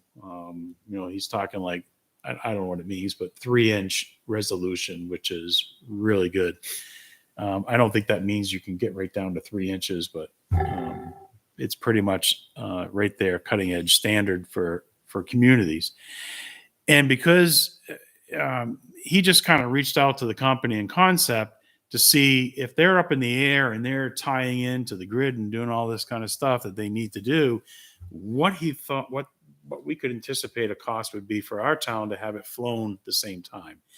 And his preliminary estimate is somewhere around $7,000 to $10,000. So I told him, I said, we should seriously pursue this, continue talks with the contractor, and let me talk to the board, and maybe with ARPA funds, some of the stormwater management funds that we have, we could identify some sources of funding to pay for this, because one of the things with the stormwater management is tracking all of the catch basin inventory and storm drains. But once you get this data collected and we start, really building on our GIS program, just a once in a lifetime opportunity to be able to do this. So I told Jason, go ahead, continue to talk, and we'll be bringing this back to the board if it makes sense. So just wanted to give you a heads So up. how is that used? How is the, Well, once you have that digital imagery, then we can use it with any application. I guess the Conservation Commission, they've just gone out and bought some GIS software, because Jason and I think some of the other members know how to use it. Regional Planning Commission can use it. You can do things like, again, we could capture all of our catch basins, all the culverts that are going out the drainage swales. We can capture every stop bar, street light. We can GPS coordinate the picture. Yeah. So if you lose it, and the leaves and the snow, you can find it. That's kind of different for us. Like conservation, right? Everything's a layer, as I understand. So if you say, hey, I want to capture all of our stop bars, all of our stop signs, every street light, because when the contractor does our street lights, they're going to give us the GIS coordinates, and you'll be able to put it into the system. So when you bring up your mapping, you could put your mouse over something and it would tell you this is a street light, the address for it, and everything. does that also locate the stone markers for the town? I think you're going to have that resolution where you're going to be able to zoom in on those markers if you know where they are. Yeah, definitely. Get out there. And that's before what the makes it leaves easy come up. when you have that imagery. You can find that one way out there in Musquash between Yeah. Litchfield and Londonderry, and when you see it, oh, there's that trail there. We could get in there through that way. And Maybe with Jay doing more talks, he can come in and just kind of give us an overview he of will. the benefits, pros and cons. I just wanted to tell him, go ahead, Jason, continue discussions, and when you get something more formal, he'll bring it back and give you a whole presentation. He's pretty good at that. Tell us which days are out there so we're not in our backyards. Yeah. Just in case we're target shooting. Reporting back to Big. And my last item, I don't know if this is a good or bad thing. Want to talk to you about the Pat Jewett Volunteer Appreciation Award. As of right now, we were not able to find someone to step up and be a volunteer coordinator to really, get this going this year. But at this point in time, being almost February, and the event usually is right around the first week of March, we're kind of really late. But my great concern about this is that the Omicron virus just really took off, and as we know, we all seen what's going on. And I just don't know if it's such a great time to be able to have this award this year. Typically, the type of people that will come to the event are, all ages, elderly folks, grandchildren, just all ages. And, I just don't know if it's something that we want to really try to promote this year. How about if we postpone it and maybe do it in the summertime when the weather's a little better and people can be outside? I think that the danger that I see is that if it gets postponed beyond, that it fades away. Yeah. And I would really, Sad. that would be sad if that happened. Yeah. So, Because I had the same thought, that if you go another whole year, you go now 2 years without it. And if we could do something between now and get us to some point in the spring, early summer, have it outside, and then get back on I schedule. think so. I think it's a great idea. Trey. Maybe we could do something in conjunction with Memorial Day. It's a good idea. Talk to the Historical Society. Yeah. I mean, That would be a program type of thing that if we could get their permission just to, take 15 part of the minutes or program, whatever. yeah. Be a bad idea. So still spread the word around. Try to find someone that, a couple people would be willing to pick this up. And because it really does need someone with the right skill set to make this happen and do it right. If we can't find anybody else, I'll do it. Okay. I feel very Yeah. strongly about it. Okay. And that's it. Thanks, Rich.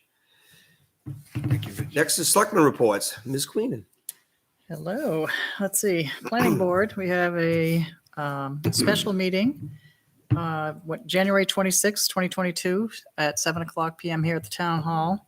It's a public hearing to consider changes to the Litchfield zoning and site plan regulations. We're trying to wrap it up for the warrant articles. The normal meeting that we would have would be next Tuesday, February 1st, 7:00 PM here at the town hall. The only update really from the planning board is Dark Hole Farm, which is across from Corning Road. That's back on the table. It'll be a total of 66 townhomes. It's 64, but the old home will stay on the property, and that'll be 2 units. The barn, which is 1800 to 1820, will not be saved. However, I believe Jason Brennan is maybe seeing if they can move the barn maybe over to Morris Falls. So there's a lot that might happen. You may know more of that on conservation. So it's all, in its infancy stages at this point, but that's just the idea. Okay, so the old home will be saved. The barn will try to be moved if they can get funding. Are they gonna widen the road there at the intersection? That we are waiting for traffic studies on that. Okay. Actually, now that you bring that up, NRPC, Hudson approached them to do a traffic study at a regional level, probably from some of the warehouse projects, and there's another one going in. I'm not saying it's Amazon, but it's another big project coming in. So NRPC has traffic counts over many years. They know when you go to work, where you go to work, how you come home, all that. So they have a big database. So they are looking at it from a traffic point of view, from a complete region. Well, we do Litchfield ones. We do them as an independent, how it just affects Litchfield. So maybe we can tap something there. But they're going to bring in the Dark Hole Farm is a local builder, and they are bringing in traffic study people. They seem to think that DOT will not have a problem with it. It might be because it's a standalone project. Now, if you start having other ones coming on board, that's going to be an issue.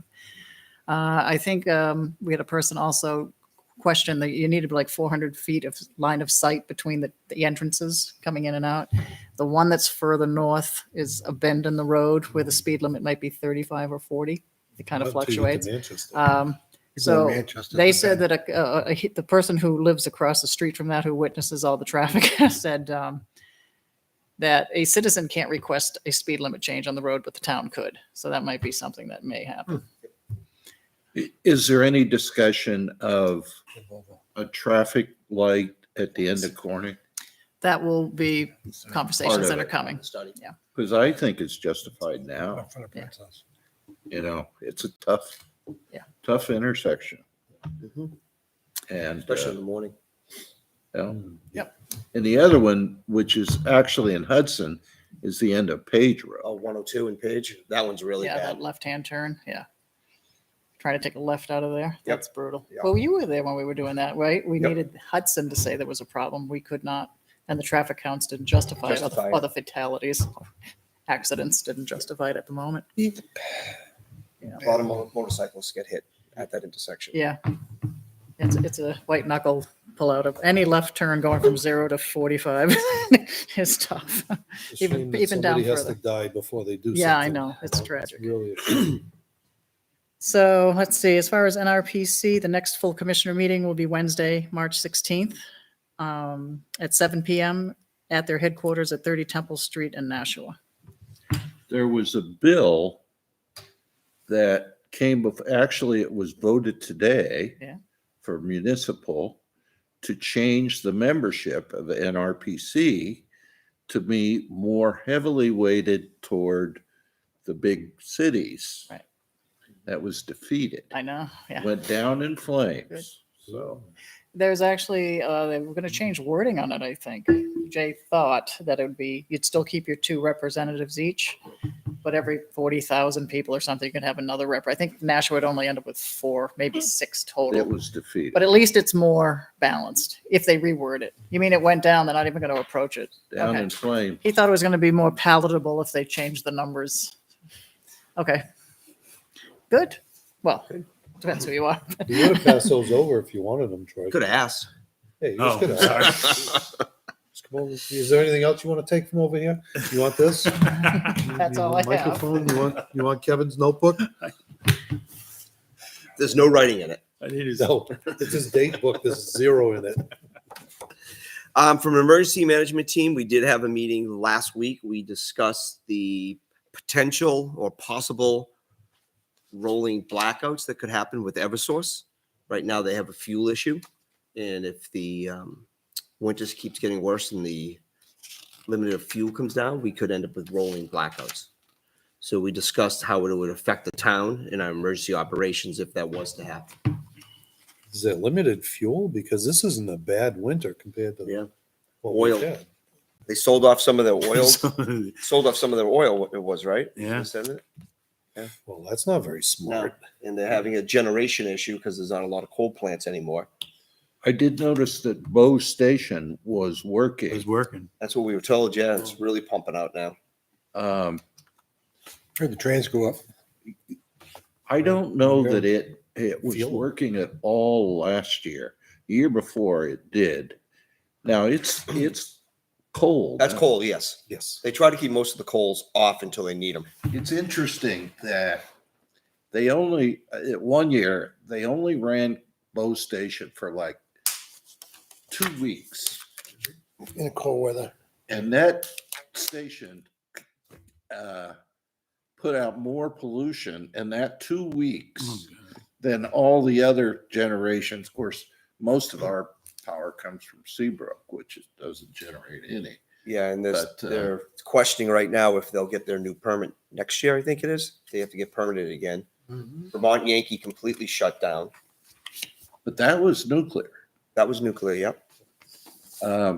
It's interesting if there's layers in the atmosphere, you can see the plume that's coming from that smokestack for miles. Mhm. For miles. It was a nice thing to see when you drove up in the winter. Okay, That's nice to see when you drove up there. Look at that plume. Look at all that dust. Yeah, so we discussed that, and then we just had a quick COVID update on, what was going on in the town, and there was no recommendations to be made other than to hold deliberative in the gymnasium. From a Recreation Commission, we meet tomorrow evening. The next school facility improvement meeting is February 9th. And Capital Improvement Committee, we have not met yet, and we'll probably end up waiting till after town meeting, wouldn't you think, Troy? I To think see what so. type of action gets done, and then we'll go back to the plan. I think the chairman, I know that Selectman Queenan had reached out to both you and I think the message that was trying to be delivered is that if we have a majority of the CIP members attend the walkthrough, that we post an agenda. So that Yeah, I think I think that's what his concern was, that is potentially you could have a quorum attend the walkthrough Yep. at the school. And we just need to make sure we post an agenda. Yeah, we just should in post case. it. Nonetheless, we should. There won't post be it any just in business case. discussed, but I mean, Yeah. no votes taken, but You have to go to the same restaurant, just to everybody. post it. that they were going to have a walkthrough, right? Think And about it. some of the items I were hear were is- on the capital We're on the improvement, capital and improvement. some of them might not have been. So Yeah, I so don't I know think we how just that cover factors in. ourselves and just post it. Yeah. Just in case. Thank you. Okay, Mr. Larry. Budget committee, all wrapped up, deliberative February 5th. We won't meet again until after the election. Those of us that are still there. Big breathing. Mr. Lynch? Conservation, I did not go. I was under the weather. Okay, and I'll let the chair know. Mr. Lascelles? The Heritage Commission did not meet in January. There was no business, and I don't know how often they have official business with that. Have you noticed? We did at the startup for some procedures and, the policy of the group. We probably had 3 that demolitions where the buildings came down and they did take photos. If they move that barn, maybe they'll take some more photos, Yeah. kind of thing. You have to try and save that barn. That's one of the oldest ones in town, if not the oldest. Is there an older one that you know of, Kevin? Yeah, there's a couple. Yeah, where? You got questions there. Oh, yeah, McQuestion's, yeah, And the you got original one. barn, yeah. Yeah, all the other ones, they burnt down in the 60s. We had 4 or 5 bonfires out here. Still got the center farm. You got the one where the ferry crossing used to be. Up beyond Skip's house, with the big red barn in the back there, that Yeah. Ronnie Bush had. Oh, yeah. The old house was then Yep. went down, we saved the barn.